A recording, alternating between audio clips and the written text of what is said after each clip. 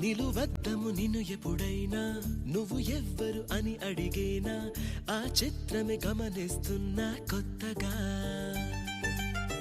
నువ్వు విన్నది నీ పేరైనా నిన్ను కాదని అనిపించేనా ఆ సంగతి కనిపెడుతున్నా వింతగా నీ కన్నుల మెరిసే రూపం నాదేనా అనుకుంటున్నా నీ తేనెల పెదవులు పలికే తీయదనం నా పేరేనా అది నువ్వే అని నువ్వే చెబుతూ ఉన్నా